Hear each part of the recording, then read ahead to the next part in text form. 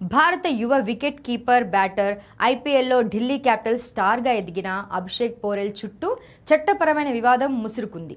పెళ్లి చేసుకుంటానని నమ్మించి తనతో సహజీవనం చేసి ఆ తర్వాత మోసం చేశాడంటూ పశ్చిమ బెంగాల్లోని హుగ్లీ జిల్లా మగ్రా పోలీస్ స్టేషన్లో ఒక మహిళ అతనిపై ఫిర్యాదు చేసింది. 2002లో జన్మించిన ఈ బెంగాల్ క్రికెటర్ దేశవాళీ మ్యాచ్ల్లో అద్భుతంగా రాణించి ఆపై ఐపీఎల్లో 150కి పైగా స్ట్రైక్ రేట్తో భారీ పరుగులు సాధించి అందరి దృష్టిని ఆకర్షించాడు. కెరీర్ పరంగా ఎదుగుతున్న తరుణంలో ఈ తరహా ఆరోపణలు రావడం క్రీడా వర్గాల్లో సంచలనంగా మారింది.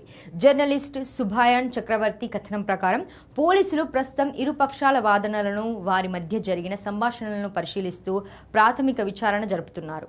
అయితే తనపై వచ్చిన ఆరోపణలను అభిషేక్ పోరెల్ తీవ్రంగా ఖండించాడు. ఇవన్నీ కేవలం తన ప్రతిష్టను దెబ్బతీసేందుకు చేస్తున్న తప్పుడు ప్రచారాలని, న్యాయస్థానంపై తనకు పూర్తి నమ్మకం ఉందని అతడు స్పష్టం చేశాడు.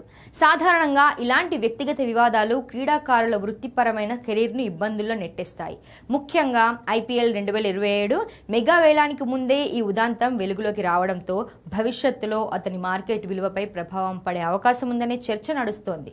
ప్రస్తుతం ఈ వ్యవహారంపై అటు భారత క్రికెట్ నియంత్రణ మండలి కానీ, ఇటు ఢిల్లీ క్యాపిటల్స్ ఫ్రాంచైజీ కానీ ఎలాంటి అధికారిక ప్రకటన చేయలేదు. సాధారణంగా పోలీసులు దర్యాప్తు ముగిసి కోర్టు తుది తీర్పు ఇచ్చే వరకు బోర్డులు లేదా ఫ్రాంచైజీలు ఆటగాళ్లపై ఎలాంటి కఠినమైన చర్యలు తీసుకోవు. గతంలోనూ ఇలాంటి కేసుల్లో ఇదే వ్యూహాన్ని అనుసరించారు. కాబట్టి ఈ కేసులో పూర్తి స్థాయి నిజాలు విచారణలో తేలిన తర్వాతే అభిషేక్ పోరెల్ క్రికెట్ భవిష్యత్తుపై ఒక స్పష్టత వచ్చే అవకాశం ఉంది.